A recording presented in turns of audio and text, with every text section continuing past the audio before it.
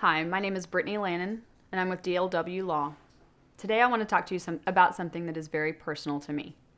I, as a mother, value nothing more than protecting my children. It is very hard, though, to protect your children from things like sexual abuse. Very often, sexual abuse comes in secretively from someone who is trusted not only by the child, but usually by the family members as well. And it's very hard to seek out beforehand and ensure that your children are protected. That does not mean that there aren't ways that you can absolutely make your children less vulnerable. Keeping an open dialogue with your children is crucial in protecting them. Ensuring that they can trust that they can talk to you openly, freely, and without judgment can make them that much more confident when something does go wrong or when they feel uncomfortable about something, that they express that to you and they share that with you before it gets worse. Now, depending on the age of your children, you have to decide how exactly to open that dialogue. With younger children, it's often easier to look at something in their environment that they are close to and see if that might provide an opportunity. So for example, this is Isabel.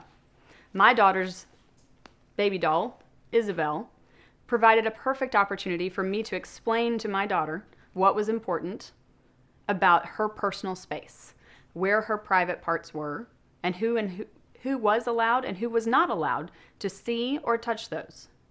I was able to use her relationship with her baby doll, Isabel, where she sees her baby doll, Isabel, as her own personal baby, and she is the mother, to ask her, where on Isabel are other people not allowed to touch? And she was able to point to those areas and identify those areas without necessarily feeling uncomfortable about showing those areas or identifying those areas on herself. Now, that works for younger children. But what about older children? Teenagers who are uncomfortable already about talking about sexual experiences or sexual questions. When do you find that opportunity? That's hard to say.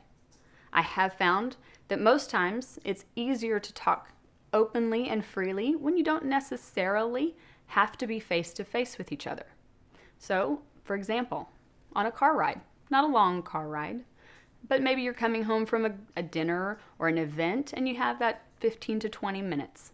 It gives you a perfect window to ask if there's anything that your child would like to share with you, or to open that dialogue and invite your child to confide concerns or issues that she or he has come across either in their school environment or in with their friends or in any extracurricular activities that they've been involved in.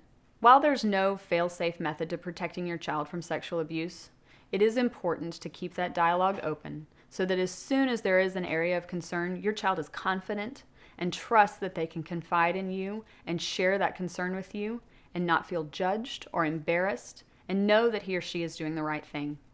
This is Brittany Lannon with DLW Law, your hometown law firm.